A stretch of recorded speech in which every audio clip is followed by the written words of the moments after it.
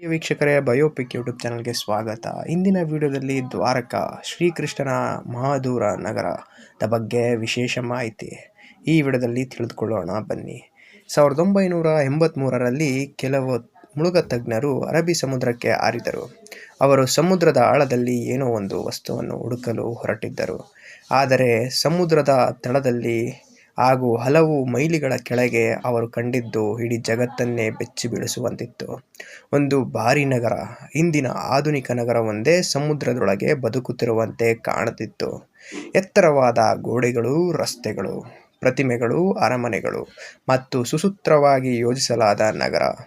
ಇಂಥ ನಗರವನ್ನು ಸಮುದ್ರದೊಳಗೆ ಕಂಡು ಎಲ್ಲ ಮುಳುಗತಜ್ಞರು ಆಶ್ಚರ್ಯಕರಾದರು. ಕಲ್ಲಿನ ಮಾದರಿಗಳನ್ನು ತೆಗೆದುಕೊಂಡು ಪರಿಶೀಲಿಸಿದಾಗ ಇವು ಮಹಾಭಾರತದ ಕೆಲವು ಅಂಶಗಳನ್ನು ತಿಳಿಸುತ್ತಿದ್ದವು. ಮಹಾಭಾರತದ ಕಾಲದಲ್ಲಿ ಉಲ್ಲೇಖವಾಗುತ್ತಿದ್ದಂಥ ನಗರ ಶ್ರೀಕೃಷ್ಣ ನಗರ, ದ್ವಾರಕೆಯ ಕಥೆ ಇದು. ಭಗವಾನ್ ವಿಷ್ಣುವಿನ 4ನೇ ಧಾಮಗಳಲ್ಲಿ ಒಂದಾದ ದ್ವಾರಕಾ ಗುಜರಾತಿನ ಜಾಮ್ನಗರ ಜಿಲ್ಲೆಯ ಅರಬ್ಬಿ ಸಮುದ್ರದ ತೀರದಲ್ಲಿರುವ ಒಂದು ಸಣ್ಣ ನಗರ. ಸಾವಿರಾರು ಭಕ್ತರು ಇಲ್ಲಿ ಶ್ರೀಕೃಷ್ಣನ ದರ್ಶನಕ್ಕಾಗಿ ಬರುತ್ತಾರೆ. ಭಾಗವತ ಪುರಾಣದ 10ನೇ ಅಧ್ಯಾಯದ ಪ್ರಕಾರ ಕಂಸನನ್ನು ಸಂಹರಿಸಿದ ನಂತರ ಶ್ರೀಕೃಷ್ಣನು ಯಾದವ ವಂಶದೊಂದಿಗೆ ಮಥುರಾದಲ್ಲಿ ವಾಸಿಸುತ್ತಿದ್ದನು. ಕಂಸನ ಮರಣದಿಂದ ಕೋಪಗೊಂಡ ಅವನ ಮಾವ ಜರಾಸಂಧನು ಮಥುರೆಯ ಮೇಲೆ ದಾಳಿ ನಡೆಸುತ್ತಿದ್ದನು. ಅವನು 17 ಬಾರಿ ಮಥುರೆಯನ್ನು ಆಕ್ರಮಿಸಿದನು. ಈ ನಂತರ ದಾಳಿಗಳಿಂದ ಕಂಗೆಟ್ಟ ಶ್ರೀಕೃಷ್ಣನು ಮಥುರೆಯನ್ನು ಬಿಟ್ಟು ಬೇರೆಡೆಗೆ ಹೋಗಲು ನಿರ್ಧರಿಸಿದನು. ಅವರು ಸಮುದ್ರದ ಮೇಲೆ ಒಂದು ಮಹಾನಗರ ನಿರ್ಮಿಸಲು ಆದೇಶಿಸಿದರು. ಆದರೆ ಸಮುದ್ರ ದೇವರ ಅನುಮತಿ ಇಲ್ಲದೆ ಇದು ಅಸಾಧ್ಯವಾಗುತ್ತಿತ್ತು. ಆಗ ಕೃಷ್ಣನು ಸಮುದ್ರ ದೇವರನ್ನು ಪ್ರಾರ್ಥಿಸಿದನು. ಸಂತೋಷಗೊಂಡ ಸಮುದ್ರ ದೇವನು 12 ಯೋಜನೆಗಳಷ್ಟು ಭೂಮಿಯನ್ನು ಸಮುದ್ರದ ಮಧ್ಯದಲ್ಲಿ ನೀಡಿದನು. ಆ ಭೂಮಿಯಲ್ಲಿ ವಿಶ್ವಕರ್ಮನು ದ್ವಾರಕೆಯನ್ನು ನಿರ್ಮಿಸಿದನು. ದ್ವಾರಕಾ ಅತ್ಯಂತ ಸುಸೂತ್ರವಾಗಿ ನಿರ್ಮಿಸಲ್ಪಟ್ಟ ನಗರವಾಗಿದ್ದು ಇಂದಿನ ನಗರ ಯೋಜನೆಗೂ ಸಾಟಿಯಾಗುತ್ತಿತ್ತು. ರಸ್ತೆಗಳು, ಬಂಗಾರದ ಅರಮನೆಗಳು, ದೊಡ್ಡ ಬಾಗಿಲುಗಳು, ತೋಟಗಳು, ಕೆರೆಗಳು ಎಲ್ಲವೂ ಅತ್ಯಂತ ವೈಭವದಿಂದ ನಿರ್ಮಿಸಲ್ಪಟ್ಟಿದ್ದ ನಗರವಾಗಿತ್ತು. ಮಧ್ಯದಲ್ಲಿ ಶ್ರೀಕೃಷ್ಣನ ಅರಮನೆ, ನೋಡಲು 2 ಕಣ್ಣುಗಳು ಸಾಲವು. ಇದು ಅತ್ಯಂತ ಸುಂದರವಾಗಿತ್ತು. ನಗರ ನಿರ್ಮಾಣವಾದ ನಂತರ ಶ್ರೀಕೃಷ್ಣನು ತನ್ನ ಯೋಗಮಾಯೆಯಿಂದ ತನ್ನ ಕುಟುಂಬ ಮತ್ತು ಯಾದವ ವಂಶದವರನ್ನೆಲ್ಲ ಮಥುರೆಯಿಂದ ಇಲ್ಲಿ ಕರೆತಂದನು. ನಂತರ ಅವನ ಜರಾಸಂಧನು ಮತ್ತು ಕಾಲಯವನೊಂದಿಗೆ ಯುದ್ಧ ಮಾಡಿ ಜಯಗೊಳಿಸಿದನು. ಜಯದ ನಂತರ ದ್ವಾರಕೆಗೆ ಮರಳಿ ಬಂದು ಕುಟುಂಬದೊಂದಿಗೆ ಸಂತೋಷವಾಗಿ ವಾಸಿಸುತ್ತಿದ್ದನು.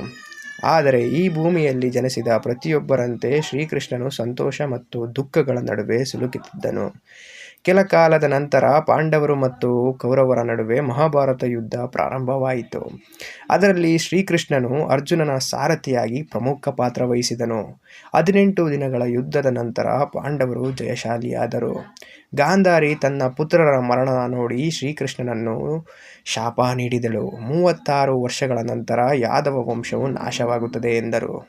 ಶ್ರೀಕೃಷ್ಣನು ಇದನ್ನು ಒಪ್ಪಿಕೊಂಡನು, ಏಕೆಂದರೆ ಶ್ರೀಕೃಷ್ಣನಿಗೆ ಇದು ಮುಂಚೆನೇ ಗೊತ್ತಿರುತ್ತದೆ. ಇನ್ನೊಂದು ಶಾಪವು ಇದಕ್ಕೆ ಕಾರಣವಾಯಿತು. ಪಿಂಡಾಕಾರದಲ್ಲಿ ಋಷಿಗಳನ್ನು ಹಾಸ್ಯ ಮಾಡಲು ಸಂಬಾನನು ಗರ್ಭಿಣಿಯಾಗಿ ವೇಷಧರಿಸಿ ಹೋದನು. ಇದರಿಂದ ಕೋಪಗೊಂಡ ಋಷಿಗಳು ಅವನಿಗೆ ಶಾಪ ನೀಡಿದರು. ಅವನು ಕಬ್ಬಿಣದ ಮುಸುಲನ್ನು ಜನ್ಮ ನೀಡುತ್ತಾನೆ, ಅದು ಯಾದವ ವಂಶದ ನಾಶಕ್ಕೆ ಕಾರಣವಾಗುತ್ತದೆ ಎಂದು. ಆ ಮುಸುಲನ್ನು ತುಂಡು ಮಾಡಿ ಸಮುದ್ರಕ್ಕೆ ಎಸೆದರು. ಅದು ಕೊನೆಗೆ ಬಾಣಗಳಾಗಿ ರೂಪಾಂತರಗೊಂಡಿತು. 36 ವರ್ಷಗಳ ನಂತರ ಯಾದವರು ಮದ್ಯಪಾನದ ಪರಿಣಾಮವಾಗಿ ಪರಸ್ಪರ ಜಗಳವಾಡಿ ಒಬ್ಬರೊಬ್ಬನೇ ಸಂಹರಿಸಿಕೊಂಡರು. ಬಲರಾಮನು ಭೂಮಿಯನ್ನು ತೆರೆದನು. ಶ್ರೀಕೃಷ್ಣನು ಪೀಪಲ್ ಮರದ ಕೆಳಗೆ ಕುಳಿತಿದ್ದಾಗ ಜರ ಎಂಬ ಬೇಟೆಗಾರನು ಅವನನ್ನು ಜಿಂಕೆ ಎಂದು ಭಾವಿಸಿ ಬಾಣದಿಂದ ಹೊಡೆದನು. ಆ ಬಾಣವು ಅವನ ಪಾದಕ್ಕೆ ತಗುಲಿ ಶ್ರೀಕೃಷ್ಣನು ಲೋಕ ತ್ಯಜಿಸಿದನು. ಅರ್ಜುನನು ದ್ವಾರಕೆಗೆ ಬಂದಾಗ ನಗರವು ಪೂರ್ತಿ ಬೆಂಕಿಯಲ್ಲಿ ಹೊತ್ತಿ ಉರಿಯುತ್ತಿತ್ತು. ಅವನು ಮಹಿಳೆಯರನ್ನು ಹಾಗೂ ಮಕ್ಕಳನ್ನು ಸುರಕ್ಷಿತವಾಗಿ ಹೊರತೆಗೆದುಕೊಂಡನು, ಕಾಪಾಡಿದನು. ನಂತರ ದ್ವಾರಕೆಯು ಸಂಪೂರ್ಣವಾಗಿ ಸಮುದ್ರದಲ್ಲಿ ಮುಳುಗಿತು. ಇಂದಿನ ದ್ವಾರಕಾ 2 ಭಾಗಗಳಾಗಿದೆ: ದ್ವಾರಕಾ ಮತ್ತು ಬೇಟ್ ದ್ವಾರಕಾ. ದ್ವಾರಕಾ ಸಮುದ್ರ ತೀರದ ನಗರವಾಗಿದ್ದು ಬೇಟ್ ದ್ವಾರಕಾ ಸಮುದ್ರದ ಮಧ್ಯದಲ್ಲಿರುವ ದ್ವೀಪವಾಗಿದೆ. ಬಹುಕಾಲ ಇದನ್ನು ಕೆಲವು ಕಥೆ ಎಂದುಕೊಳ್ಳುತ್ತಾರೆ. ಆದರೆ 1930ರಲ್ಲಿ ಹುಡುಕಾಟ ಪ್ರಾರಂಭವಾಯಿತು. 1963ರಲ್ಲಿ ಪುರಾತತ್ವದ ತೋಡಿಕೆ ನಡೆಸಿ ಅನೇಕ ಅವೇಶನಗಳು ಪತ್ತೆಯಾದವು. 1983ರಿಂದ 1990ರ ನಡುವೆ ಡಾಕ್ಟರ್ ಎಸ್.ಆರ್. ರಾವ್ ಅವರು ಹಾಗೂ ಅವರ ತಂಡ ಸಮುದ್ರದೆಲ್ಲೆಡೆ ಒಂದು ಮಹಾನಗರದ ಅವೇಶನಗಳನ್ನು ಪತ್ತೆಹಚ್ಚಿತು. ಕಾರ್ಬನ್ ಡೇಟಿಂಗ್ ಮೂಲಕ ಈ ಕಲ್ಲುಗಳು ಮಹಾಭಾರತ ಕಾಲಕ್ಕೆ ಸೇರಿದವು ಎಂದು ತಿಳಿಯುತ್ತಿತ್ತು.